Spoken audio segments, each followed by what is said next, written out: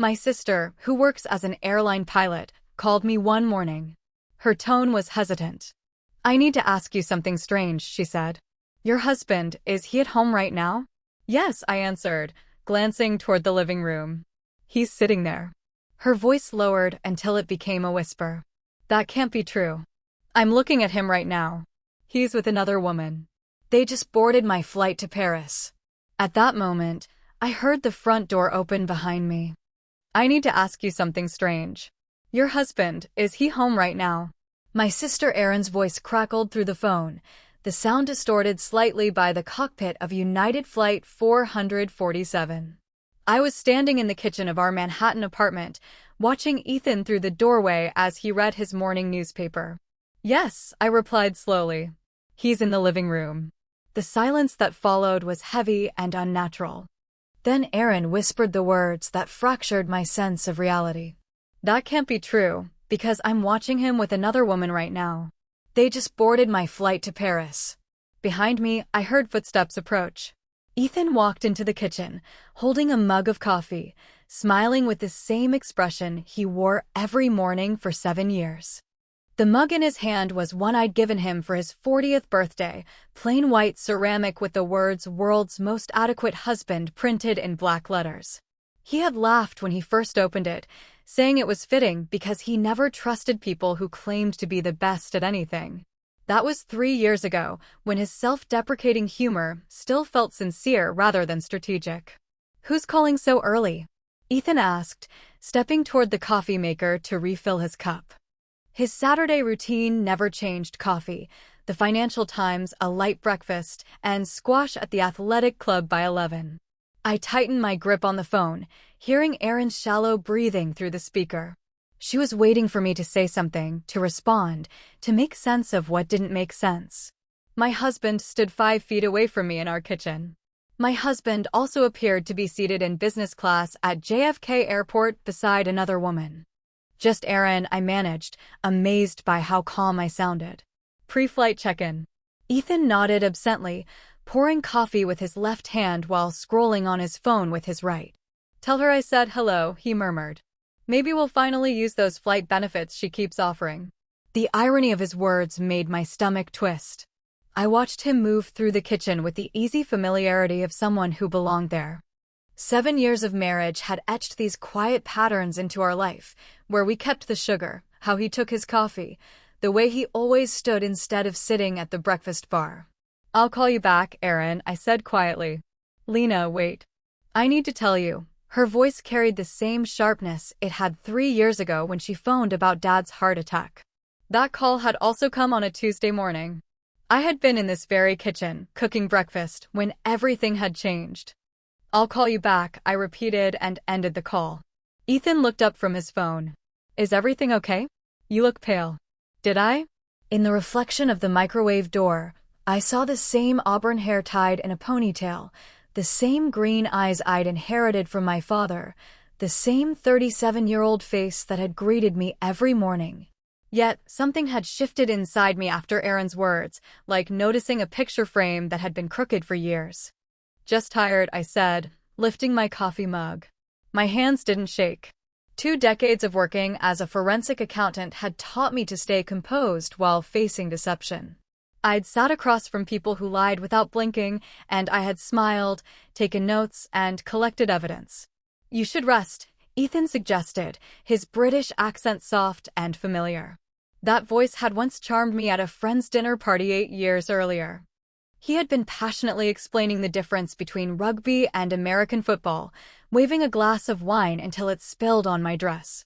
His embarrassment that night had seemed so genuine. Or maybe that, too, had been calculated. "Maybe I will," I said, studying his face carefully, the same defined jawline, the same green eyes flecked with gold, the tiny scar above his left eyebrow from a childhood bicycle accident. Every detail was exactly where it should be. My phone buzzed again. A message from Erin. "Look at this now." A photo appeared. Taken through an airplane window, it showed the interior of business class. In seat 3B sat a man in a navy Tom Ford suit. The picture was angled slightly, but his profile was unmistakable: the tilt of his head, the curve of his jaw, the way he gestured while speaking. Ethan. My Ethan. Talking animatedly with a young blonde woman, perhaps 25, her hand resting on his arm as though it belonged there. I looked up at the Ethan standing in our kitchen, wearing a gray cashmere sweater, reading glasses pushed into his hair, the same wedding ring on his left hand that we had chosen together at a small jeweler in Soho. Actually, I said, keeping my tone even. I think I'll make pancakes. Pancakes? He raised an eyebrow. On a Tuesday? What's the occasion? The occasion was that my sister was watching my husband on a flight while he stood in our kitchen.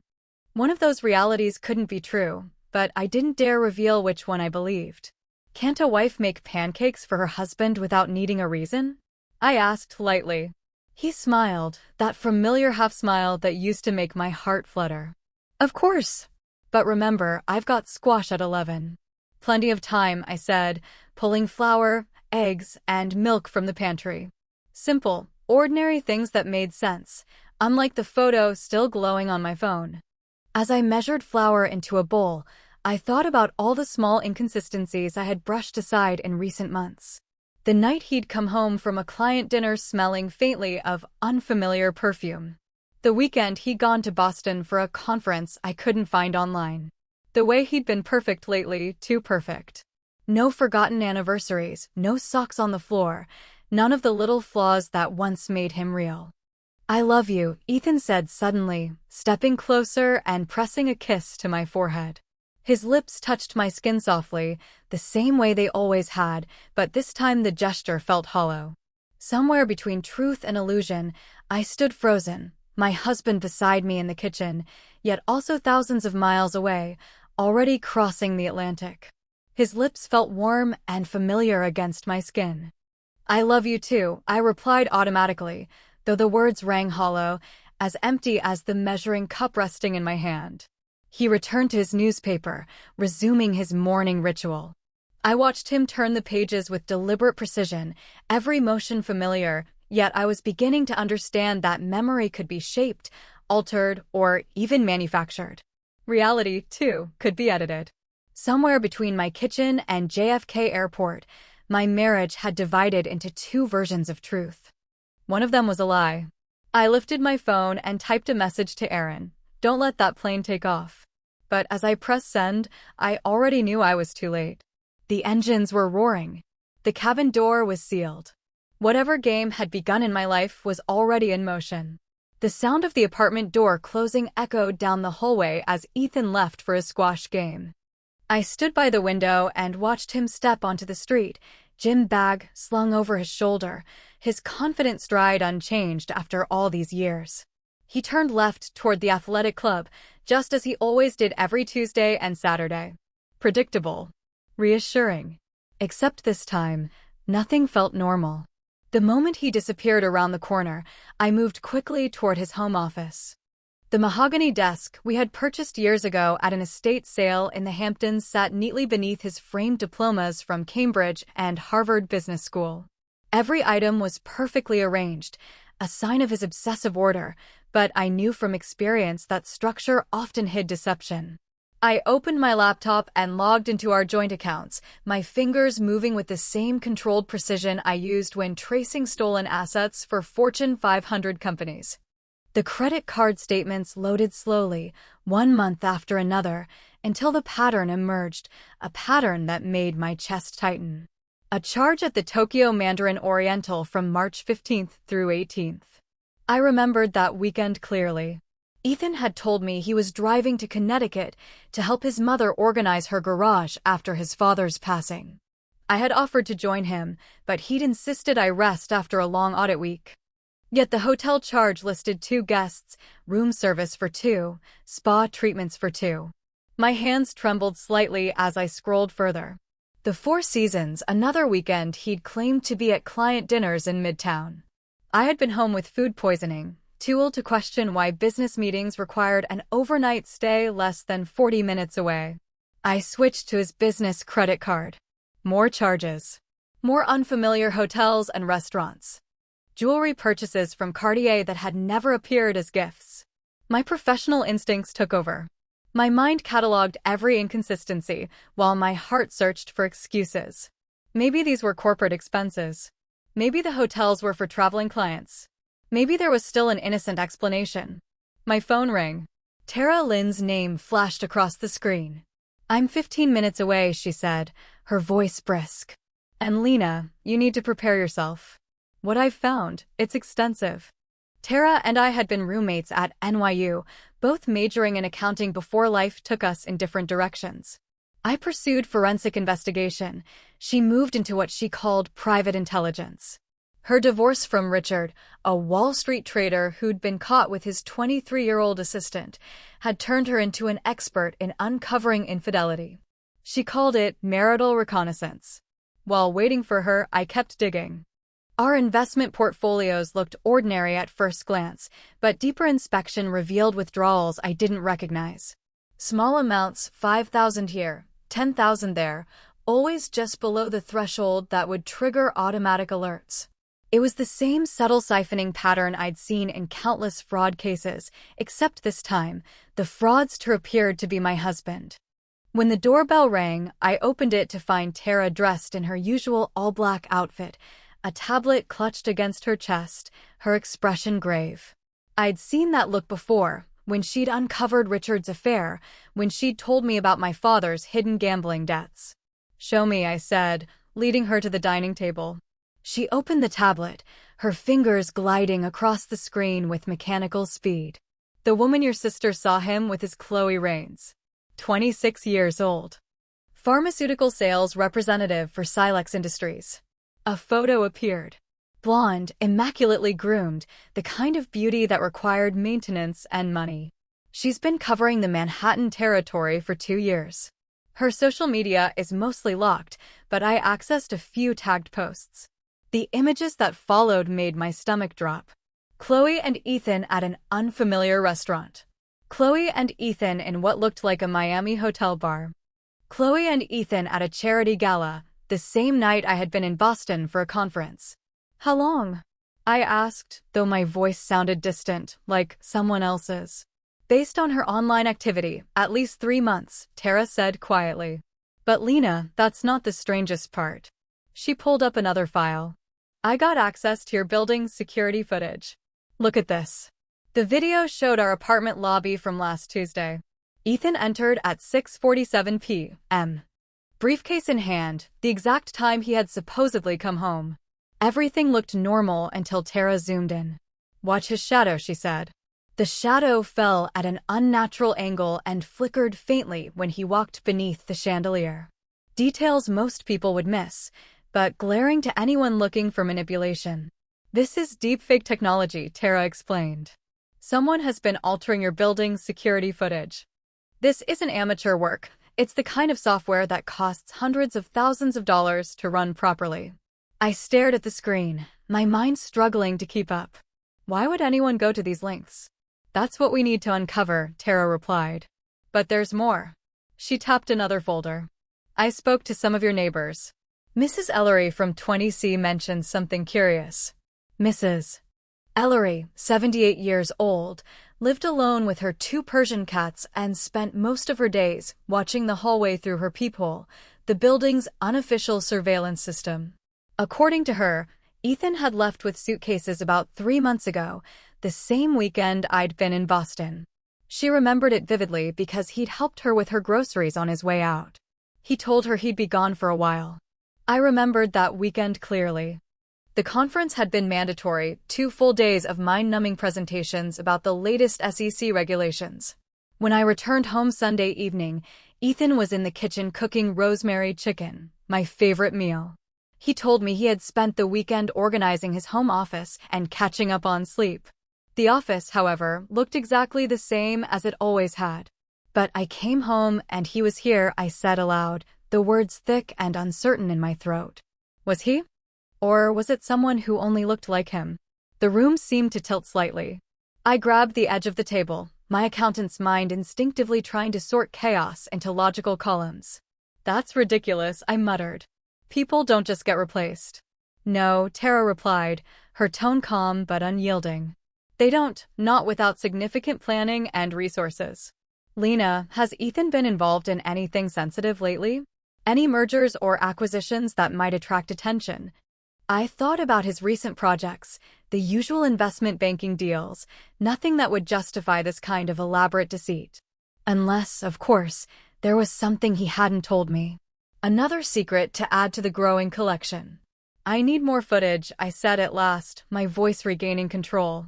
Every entry and exit from the past 3 months. Credit card receipts, phone records, everything. Tara nodded and began typing immediately. I'll gather what I can, she promised. But Lena, you need to be cautious. Whoever is behind this, whether it's Ethan or someone else, has access to serious resources. This is not a simple affair. This is something entirely different. Before she left, Tara handed me an encrypted phone and warned me to act normal until we knew the full extent of what was happening. When the door closed, I spent the rest of the afternoon in a state of suspended animation. I cleaned things that didn't need cleaning, organized files that were already labeled, and stacked perfectly anything to keep my hands moving while my thoughts ran wild through possibilities that made no sense. At 5:30, I heard Ethan's key in the lock. The man who might not be Ethan stepped inside, the stranger who had been living in my home, sleeping beside me, and performing the role of my husband with unsettling precision. I arranged my face into calm neutrality and began preparing dinner. Something smells amazing, he called out, his voice carrying the same easy warmth as always. The routine was so familiar it felt rehearsed. I decided on shrimp scampi, my grandmother's recipe from Naples. The scent of garlic, lemon, and white wine filled the apartment, rich and comforting. This dish held history. The real Ethan had a severe shellfish allergy, proven by 3 emergency room visits. For 7 years, his medical alert bracelet had listed shellfish, life-threatening. Your favorite, I said, setting the plate in front of him. My tone sounded natural, pleasant even. 2 decades of forensic work had trained me to compartmentalize panic. He looked at the dish with what seemed to be genuine pleasure. You haven't made this in ages, he said, smiling. That was true. I hadn't, because my husband would die if he ate it. But this man lifted his fork without hesitation, twirling the linguine, bringing a shrimp to his mouth with quiet satisfaction. There was no allergic reaction, no swelling, no frantic reach for an EpiPen, only contentment. This is incredible, he said after another bite. Your grandmother would be proud. My grandmother had been gone for 15 years. She would have been horrified to see me serving shellfish as a test, to watch me analyze a man across the dinner table like a scientist studying a counterfeit specimen. I observed every motion, every micro-expression, searching for cracks in his performance. So, I said casually while refilling his wine glass, I was thinking we should visit your mother this weekend. The real Ethan would have immediately found an excuse. His relationship with his mother had always been strained, her disapproval of me a constant undercurrent in every conversation. Visits to Connecticut required delicate negotiation weeks in advance. That sounds wonderful, he replied smoothly. She'll be thrilled to see us. Thrilled. That single word hit me like a blow. His mother had never been thrilled about anything involving me. I felt the phone recording from behind the fruit bowl, quietly capturing every word, evidence of what, exactly, I wasn't sure. We could stay the whole weekend, I continued, pushing further. Help her with that garden project she mentioned. Perfect, he said easily. I'll call her after dinner to let her know. The real Ethan would have chosen dental surgery over a weekend of yard work with his mother. This version was failing every emotional test yet succeeding flawlessly at impersonation, a better, more agreeable version of my husband. After dinner, we moved to the couch for our nightly routine. Netflix. Small talk about our days. Comfortable silence, or what used to be comfortable. Now, every word and gesture felt mechanical, like watching a puppet mimic humanity. I'm exhausted, I said around 10, stretching deliberately. That audit today took everything out of me. You work too hard, he said softly, kissing my forehead. His lips were warm, his touch familiar, yet something was unmistakably wrong, as if the rhythm of us had been slightly rewritten. In our bedroom, I changed into pajamas while he brushed his teeth. The electric toothbrush buzzed for exactly 2 minutes, followed by mouthwash and his face-washing routine, all replicated with clinical precision. Someone had studied my husband's habits like a field researcher documenting behavior. When he climbed into bed beside me, I lay perfectly still.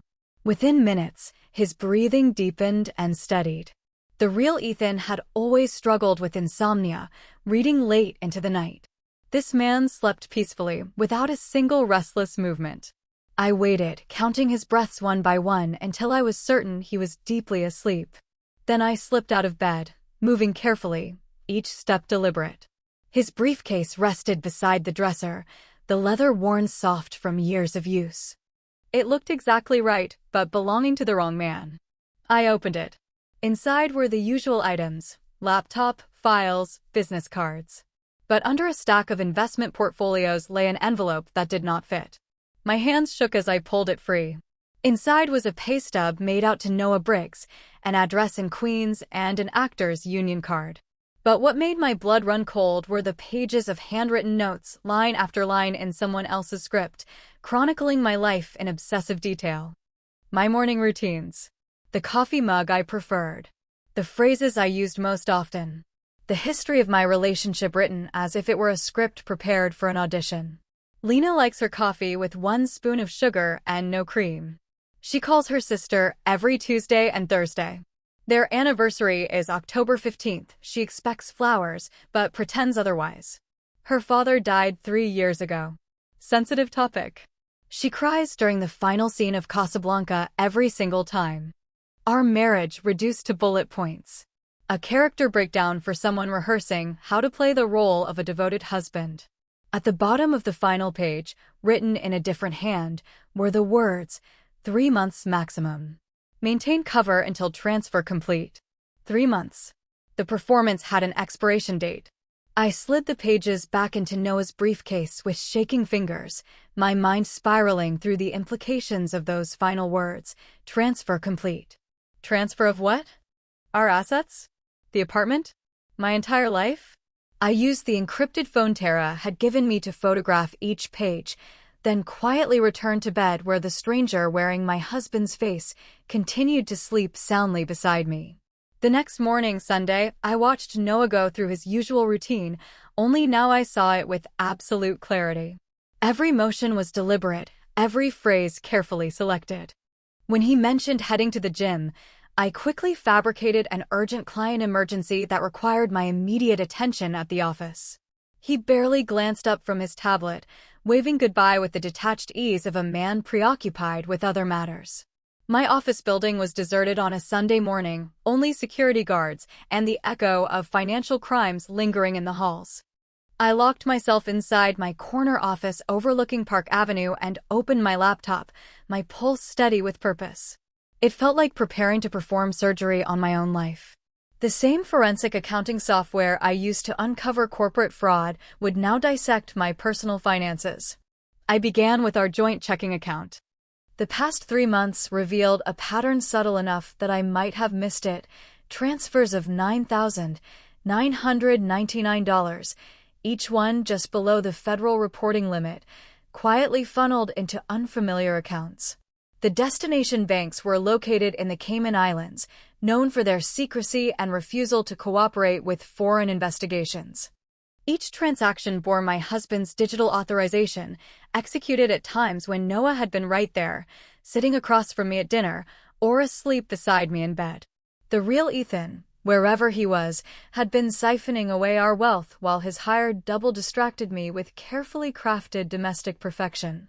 I followed the digital trail through 3 shell corporations, each registered under a different jurisdiction: Lux Corp International in the Caymans, Meridian Holdings in Panama, and Apex Investments in Cyprus. Classic offshore structures built to conceal assets from people like me. The trail eventually went cold in Switzerland, where bank secrecy was nearly unbreakable. 15 years of savings, investments, and careful planning gone into numbered accounts that I could trace but never reach. The sheer magnitude of the theft made me physically ill. $400,000 from our investment portfolio. $600,000 from our untouched home equity line.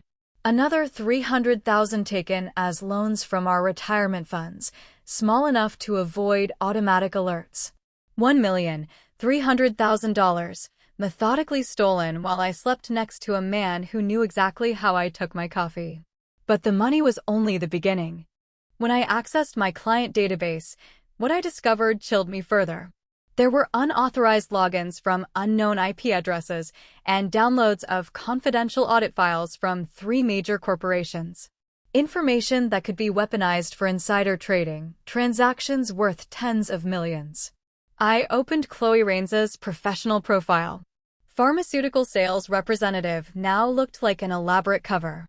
Her LinkedIn network was filled with hedge fund managers, the kind who thrived in legal gray zones. Her travel patterns matched perfectly with questionable stock trades that had occurred just before FDA announcements.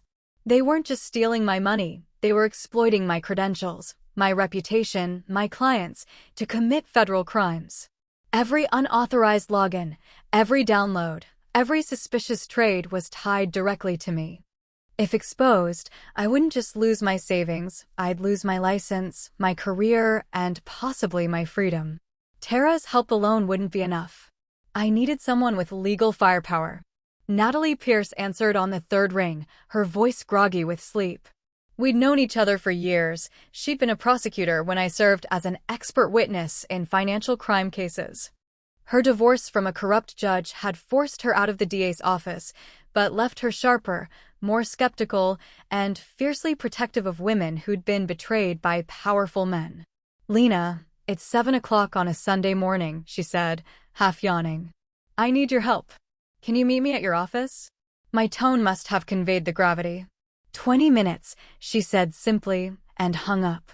Natalie arrived dressed in whatever clothes she'd grabbed, her hair still damp from a rushed shower. But her instincts were as sharp as ever. I showed her everything: the transfers, the stolen data, the photos of Noah's briefcase, and the actor's notes. She studied the evidence with the same intensity that once made defense attorneys tremble. "This is extremely sophisticated," she said at last. "It's professional-grade identity theft, financial fraud, and corporate espionage combined. But here's the issue: everything appears legitimate. Your husband's credentials were used. His passwords. His biometrics. Unless you can prove he wasn't physically present, this becomes a case of your word against his." "I have proof that Noah Briggs has been impersonating him," I insisted. Natalie exhaled. "An actor who could claim he was hired for something legitimate. Maybe Ethan wanted to surprise you. Maybe it was some experimental project. Without him here to deny or confirm it, and with him probably prepared to discredit you from wherever he's hiding, the authorities won't act quickly. By the time they do, the money will be gone and the trail erased." My phone buzzed. Not my personal one, the encrypted device Tara had given me. I'd left it hidden in my desk drawer. The notification was from an unfamiliar app one hadn't seen before. Natalie leaned closer as I unlocked the phone. A single text appeared from an unknown number. "Check Ethan's old phone." I met her gaze. "Who else could possibly know about this?" "Someone who wants you to find something," she replied. "This feels like breadcrumbs." We drove back to my apartment together. Noah was still at the gym, his Sunday schedule as rigid as ever. I went straight to Ethan's home office, heading for the bottom drawer of the desk where he kept old electronics, devices he always said he'd recycle but never actually did. His previous iPhone was there, the screen still cracked from when he dropped it stepping out of a taxi 6 months earlier. I pressed the power button, not expecting a response. To my surprise, the screen flickered on 5% battery, but still alive. The supposedly broken phone had been receiving messages for months. My hands trembled as I opened the messaging app. A conversation with Chloe Raines stretched back 8 months, plans, photographs, and details that made my stomach twist. The wife suspects nothing, Ethan had written 3 months earlier. Noah is perfect. By the time she figures it out, we'll be untouchable. The latest message was from the previous day. Tomorrow we finalize everything. Our usual place in Paris, then disappear forever. Natalie stared at the screen, her expression tightening as her prosecutor's instincts took over. Tomorrow is Monday. If they're planning to close everything, then we have to act tonight. Something inside me shifted. Fear and confusion hardened into a cold, deliberate focus. The same precision that had helped me untangle million-dollar frauds would now defend my own life. I handed Natalie the phone and moved to my laptop. "What are you doing?" she asked, though her tone suggested she already knew. "Setting a trap," I said quietly. "Ethan may have stolen from me, but he forgot I'm the one who knows how to follow the money." My fingers flew across the keyboard, building something elegant in its simplicity, a financial virus disguised as standard investment reports that would appear in our shared cloud drive. The code was designed to activate the instant anyone accessed our joint accounts from an international IP address. Once triggered, it would freeze every transaction, lock all connected accounts, and automatically alert federal investigators to suspicious activity. Natalie, peering over my shoulder, frowned. "Is that even legal?" "It's my account," I said evenly. "I'm securing my own assets." "Entirely legal." I embedded the program within files titled Q3 Investment Review and Tax Documents 2024. Ethan's arrogance would ensure his downfall. He could never resist checking financial reports before making a move. That habit, carried over from his banking career, would be his undoing. The apartment door opened. Noah had returned from the gym, whistling tunelessly. Natalie and I exchanged a glance. Without a word, she slipped Ethan's old phone into her purse while I shut my laptop. "Working on a Sunday again?" Noah appeared in the doorway, gym bag slung over one shoulder, faint sweat beading his forehead, performance perfect. "You really should take a break." "Just finishing up," I said, keeping my tone calm. Natalie stopped by to discuss a case we're collaborating on. He nodded politely, his charm rehearsed. "Good to see you, Natalie." "Staying for lunch?" "Actually," I said quickly, standing, "I was thinking we could have lunch out, maybe that place in Atoria? You know, the one we went to after our honeymoon. They had that incredible grilled octopus." Noah's smile stayed in place, but a flash of panic crossed his eyes. We had never honeymooned in any place called Atoria. The real Ethan and I had gone to Santorini, but Noah wouldn't know that. "Atoria," he repeated slowly, buying time. "The little taverna where we danced until sunrise. You said it was the most romantic night of your life." Natalie's gaze flicked between us, recognizing the silent test I was giving him. Noah's jaw tightened almost imperceptibly. "Of course," he said finally, "though I think it closed for renovations." His quick improvisation was pure fabrication. The restaurant I'd named didn't exist. I smiled warmly, playing along. "You're probably right. Let's just order Thai instead." His shoulders relaxed, the relief visible. Natalie excused herself, taking the evidence with her. As Noah disappeared into the shower, I made 3 phone calls that would dismantle everything Ethan had built.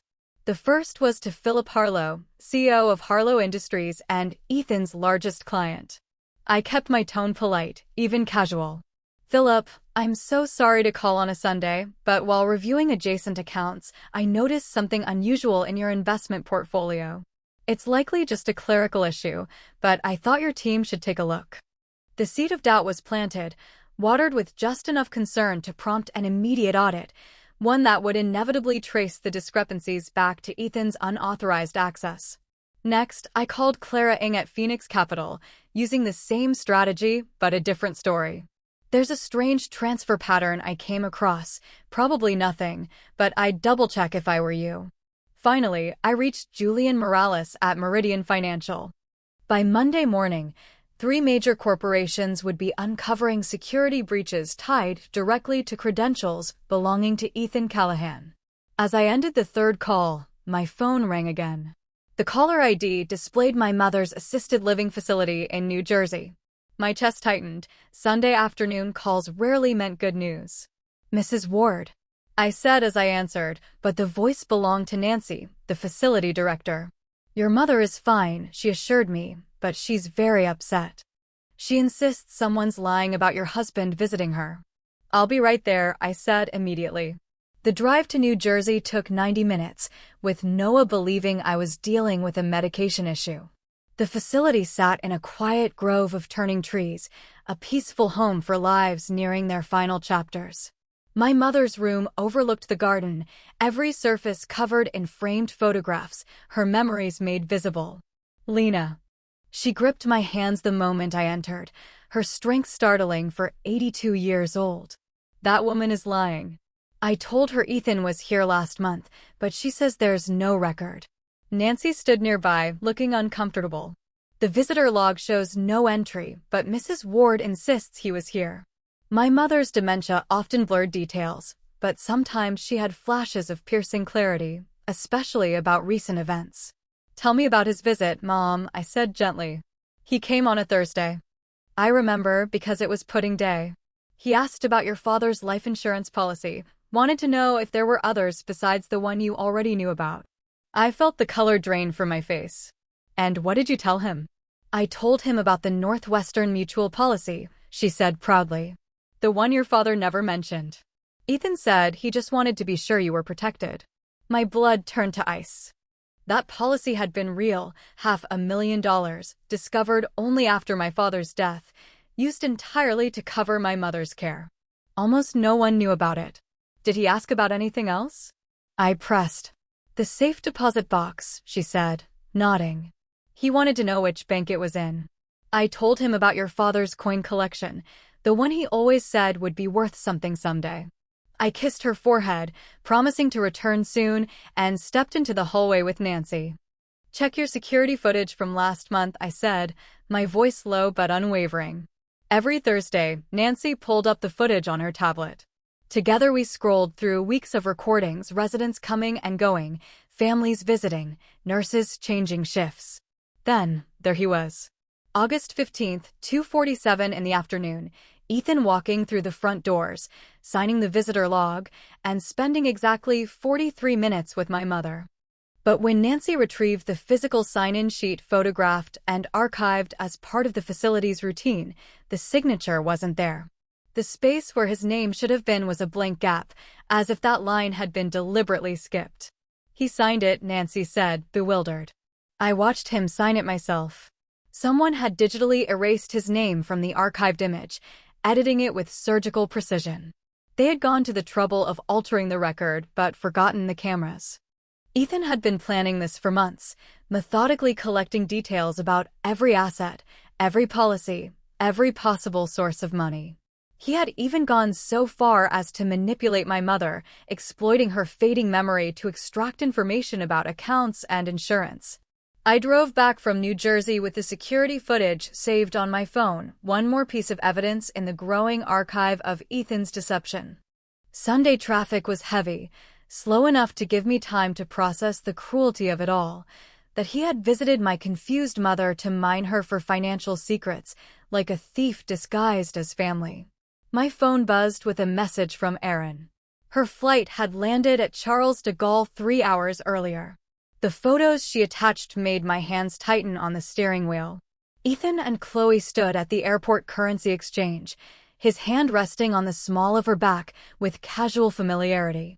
Another photo showed them getting into a taxi, Chloe's head tilted toward his shoulder, both of them laughing at something on his phone. The timestamp read 4:47 p.m., Paris time. The next image stopped my breathing.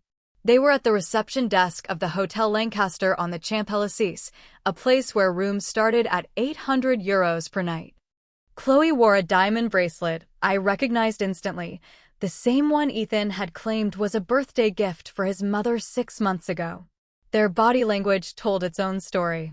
The way she adjusted his collar, the way he guided her through the lobby with quiet ownership, these were not the gestures of a new affair.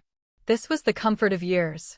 By the time I pulled into our building's garage at 8:30, Noah was pacing near the elevator, phone pressed to his ear. When he saw me, his expression rearranged itself into concern, though not quickly enough to hide the flicker of anxiety beneath. "There you are," he said, ending the call. I was getting worried. "How's your mother?" "She's fine," I replied smoothly. "Just a little confused about some old financial papers." He seemed to relax, the tension in his shoulders easing when I didn't elaborate. Back in our apartment, I made a decision that would either expose everything or destroy any chance of justice.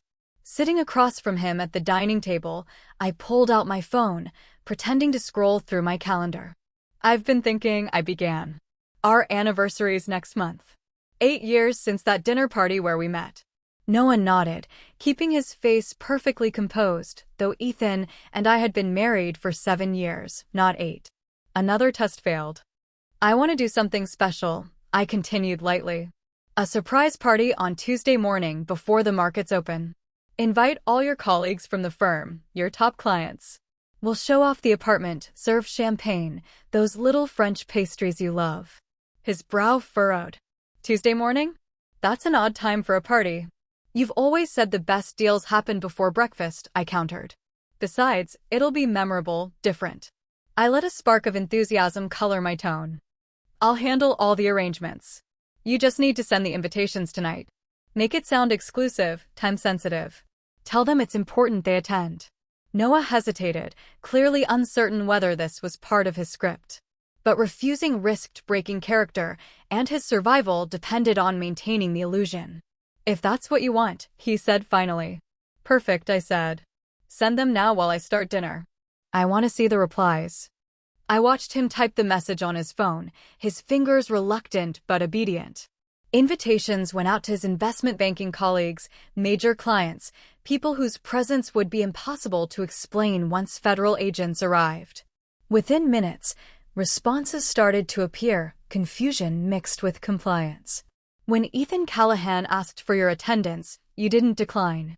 While I prepared what would likely be our last dinner together, an unexpected flicker of pity surfaced. Noah Briggs, a struggling actor from Queens, had probably believed this was his big break, maybe a reality show stunt or a bizarre social experiment. Instead, he had become an accessory to financial crimes of staggering scale, trapped in a performance where the stakes were measured not in reviews but prison sentences. I made salmon with asparagus, quick and simple. Noah sat at the kitchen island, pretending at domestic normalcy, both of us aware the pretense was collapsing. Wine? I offered, holding up a bottle of the Malbec we usually shared on Sunday nights. He shook his head quickly. Not tonight. I think I'm coming down with something. For the first time in 3 months, he refused alcohol. His instincts were warning him, even if his mind hadn't caught up. I poured myself a glass, needing the courage it offered. Noah, I said softly. His entire body tensed. I never once called Ethan by the wrong name, I continued. I know who you are. The silence that followed was tight as wire. His face cycled through emotions, shock, fear, calculation, resignation. When he finally spoke, the practiced British accent was gone, replaced by pure Brooklyn. How long have you known? Since Tuesday morning, I said. When my sister saw the real Ethan boarding a plane while you sat here in our living room. He dropped his head into his hands, the gesture unexpectedly human, enough to dull my anger for a heartbeat. I didn't know about the crimes, he said hoarsely. He told me you two were separated, that he needed someone to house sit, keep up appearances for business reasons. Paid me $20,000 in cash to pretend to be him for 3 months. I thought it was weird, but not illegal. Did you really believe that? I asked. I wanted to, he said quietly. His voice cracked with something close to shame. I've been auditioning for 15 years, waiting tables, driving deliveries, watching kids fresh out of school get the roles I wanted. Then this guy shows up, offers me more money than I've ever seen to play one part. I didn't ask questions. I couldn't afford to. My phone buzzed before I could answer. It was a message from Natalie, FBI moving tomorrow morning. Everything is in place. I looked at Noah, the stranger who had slept in my bed, eaten at my table, and become the unwilling instrument of the man who had stolen my life. But sitting across from him now, watching the defeat settle into his posture, I realized Noah was not just an accomplice, he was another casualty of Ethan's manipulation. Tomorrow morning, I said quietly, federal agents are coming. The people you invited tonight will be here to witness it. You have a choice. You can be arrested as a co-conspirator or cooperate as a witness. Witness, he said immediately. God, witness. I have documents, recordings. He made me keep everything in case you got suspicious, said it was insurance. Noah spent the night on our couch after showing me the small brass key to a storage unit where he had hidden everything, contracts, Recorded calls with Ethan, detailed instructions outlining how to maintain the deception. We didn't sleep much. Both of us simply waited for morning, the end of a performance that had lasted too long. At 5:47 a.m., my phone rang. "They got them," Erin said, exhaustion and triumph mixing in her voice. "French police arrested them at Charles de Gaulle. They were trying to board a connecting flight to Switzerland." I put her on speaker so Noah could hear.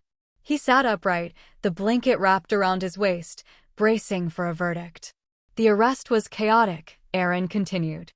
"They were in the premium lounge when the police came in." Chloe broke down, swearing she knew nothing. But Ethan, his mask finally cracked. He tried to run. They tackled him right there in front of everyone. "Someone filmed it. It's already on the European news." Noah closed his eyes, perhaps realizing how close he had come to being in those same handcuffs. I walked to the kitchen and began making coffee, my hands steady despite the adrenaline. Soon, our apartment would be filled with witnesses, an audience for the final act of Ethan's deception. By 7:30, the first guests arrived. Philip Harlow from Harlow Industries looked both puzzled and intrigued. Clara Ng from Phoenix Capital appeared immaculate despite the early hour. Julian Morales, a few junior partners from Ethan's firm, and several high-value clients followed, people whose portfolios represented billions in assets. They clustered in the living room, murmuring over coffee and pastries, speculating about the mysterious urgency of the invitation. "This better be worth it, Ethan," Philip said to Noah, who stood stiffly by the window. "I canceled a breakfast meeting with the Seoul team." Noah glanced at me, panic flickering behind his eyes. The script had run out. I stepped forward, keeping my tone gracious and composed. "Thank you all for coming. I know the timing is unusual, but you'll understand in a moment why your presence matters." At 7:58, I heard footsteps in the hallway, multiple pairs moving with purpose. Noah heard them too, his face turned ashen. The doorbell rang once, followed by a firm knock. "Federal agents. We have a warrant." The room erupted in confused murmurs as I opened the door. 6 FBI agents entered, instantly transforming our apartment from polished domestic space to federal crime scene. The lead agent, a woman with steel gray hair and assessing eyes, raised her badge. "Agent Dana Keaton, FBI Financial Crimes Division. We're looking for Ethan Callahan." "That's me," Noah said quickly, his Brooklyn accent bleeding through the practiced British. "Except it's not." I mean, he turned to Keaton, desperation overtaking him. "I want to cooperate. I have evidence." I was hired to impersonate him. Silence spread through the room like smoke. Somewhere, a cup clinked too hard against a saucer. Philip Harlow opened his mouth, closed it again. Clara Ng already had her phone out, likely contacting her legal department. "Mr. Briggs," Agent Keaton said evenly, already knowing his real identity, "you're under arrest for conspiracy to commit fraud, identity theft, and money laundering." As the cuffs clicked around his wrists, Noah looked at me with something resembling gratitude. "The storage unit on Queens Boulevard," he said quickly. "Unit 447. Everything's there." While agents read him his rights, my laptop chimed with the alert I had been waiting for. The virus had triggered. On screen, I watched as accounts in the Caymans, Switzerland, and Cyprus froze simultaneously, $47 million sealed in digital ice. Transaction logs and audit trails were automatically forwarded to federal prosecutors, the IRS, and the SEC. Every agency Ethan had thought he outsmarted now had a map of his crimes. "Mrs. Callahan." Agent Keaton approached me as her team secured Noah. "We'll need you to come with us to make a formal statement." "Of course," I said. "But first, these people deserve to know why they're here." I tapped my phone, queuing up the recording of Erin's call from Tuesday morning. Her voice filled the room, clear and professional. "I need to ask you something strange. Your husband, is he home right now?" The recording played through those first bewildering minutes, the moment that had started it all. The assembled executives listened in silence, dawning comprehension transforming confusion into understanding. They weren't there for an anniversary party. They were witnesses to the unmasking of a massive financial crime that might have destroyed their companies. Agent Keaton addressed the room while her team continued their work. Your husband, she said, has been stealing corporate secrets and enabling insider trading using information taken through his wife's forensic accounting access. The man you've been meeting with for the past 3 months was Mr. Briggs, hired to maintain the illusion while the real Ethan Callahan attempted to flee with stolen assets. Julian Morales dropped onto the couch, already calculating the damage. Clara Ng whispered into her phone, assembling crisis teams. But Philip Harlow walked straight to me, his expression shifting from shock to respect. You figured it out, he said quietly. You set this up. I nodded, fatigue finally seeping in. He counted on me not noticing, or not being able to prove it if I did. The irregularities you mentioned Sunday were real. Your systems were breached. But now the FBI has everything they need to track every transaction and every lie. Agent Keaton's phone buzzed. She answered, listened, then looked directly at me. French authorities just confirmed they have Ethan Callahan and Chloe Rains in custody. They'll be extradited. I took in the sight of our apartment, our supposed home, now filled with agents cataloging evidence, photographing every room. What had once been the backdrop of my marriage was now a case file, each memory tagged and numbered. The witnesses drifted out one by one, offering awkward condolences or quiet gratitude as they went. When the final agent prepared to leave, Agent Keaton pressed her card into my hand. We'll need you to testify, she said. Your forensic work, the virus you built to trace the transfers, it's the backbone of our case.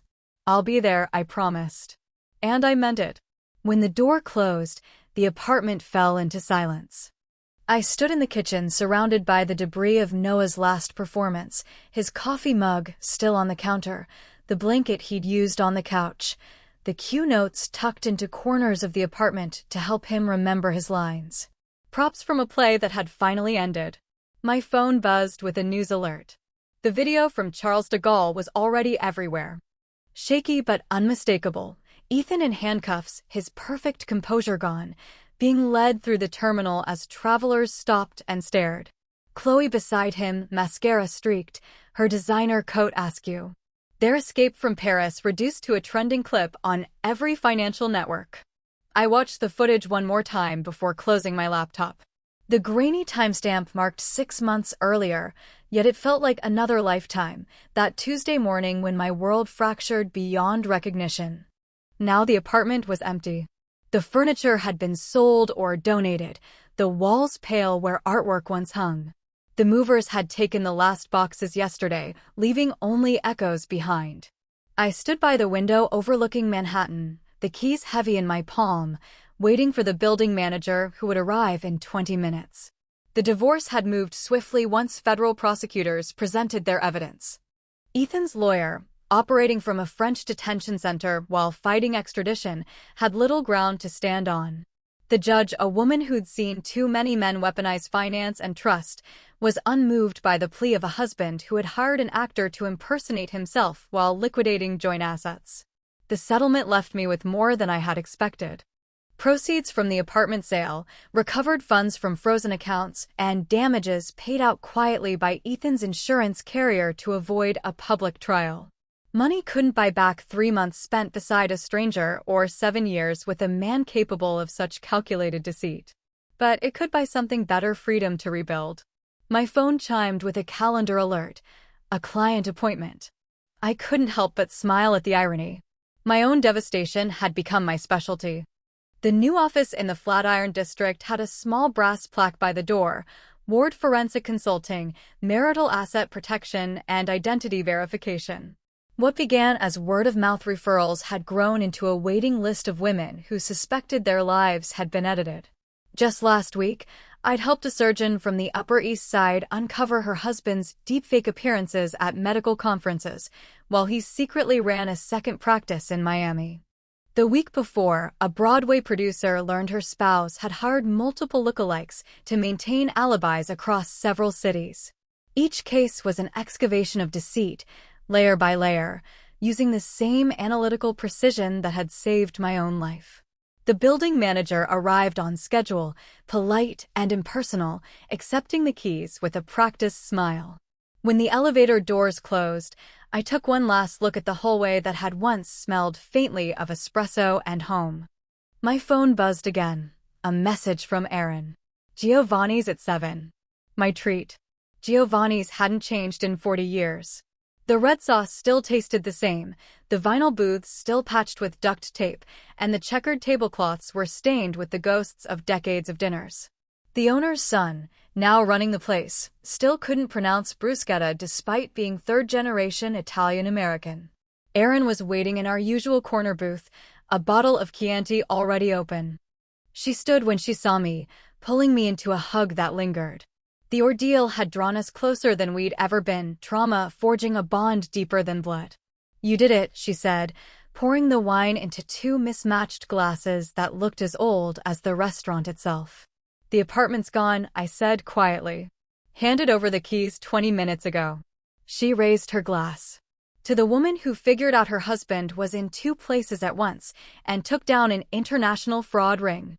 To the pilot who made the phone call that saved my life, I countered. We drank, the ritual more healing than the wine itself. Aaron had carried guilt for months, believing that one call had destroyed my marriage. I had tried explaining that she hadn't caused the collapse, she had revealed it. But guilt is stubborn. It listens only to time. "I have something for you," she said after a while, reaching into her purse. "It came to my building yesterday, addressed to you, care of me." The envelope was postmarked from Dayton, Ohio. The handwriting, neat and deliberate, was unmistakably Noah Briggs's. I hesitated, then opened it. "Dear Lena, I wanted to write now that the case is closed. First, thank you for not pressing additional charges. The FBI already had enough to give me probation and community service instead of prison. I'm teaching acting classes at a community college here, finally using my skills for something honest. I tell my students about those 3 months, about how the best performance of my life was also the worst thing I've ever done. Some roles, I tell them, aren't worth playing, no matter the price. I think about you sometimes, about how someone recovers from what Ethan did.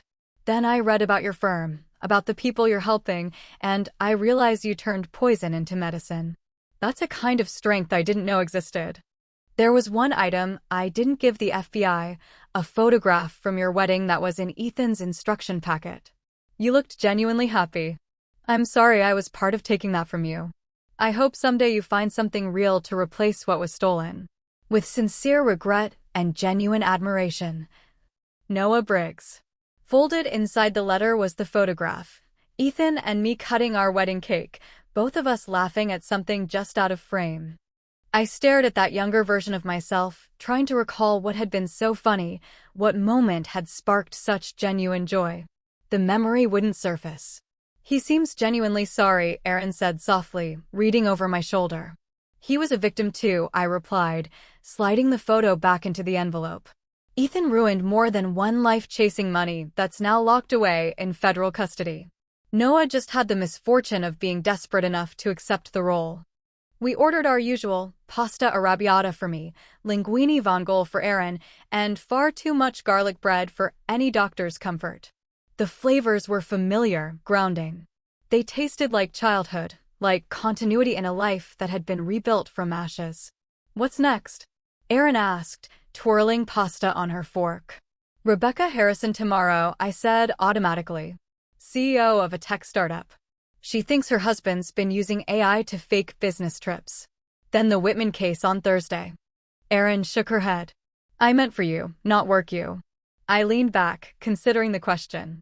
6 months earlier, I'd believed my future was set, comfortable, predictable, mapped out in neat financial columns. Now, at 37, I was single, independent, and entirely uncertain about everything except my next client. "I don't know," I admitted at last, surprising myself with the honesty. And that's oddly freeing. If this story of calculated revenge kept you hooked until the very end, tap that like button right now. My favorite part? When Lena served Ethan his beloved shrimp scampi, knowing he was deathly allergic, and watched the imposter eat it without a single reaction. What was your most jaw-dropping moment? Drop it in the comments below. Don't miss more gripping tales of betrayal, justice, and karmic payback. Subscribe and hit that notification bell so you never miss the next story.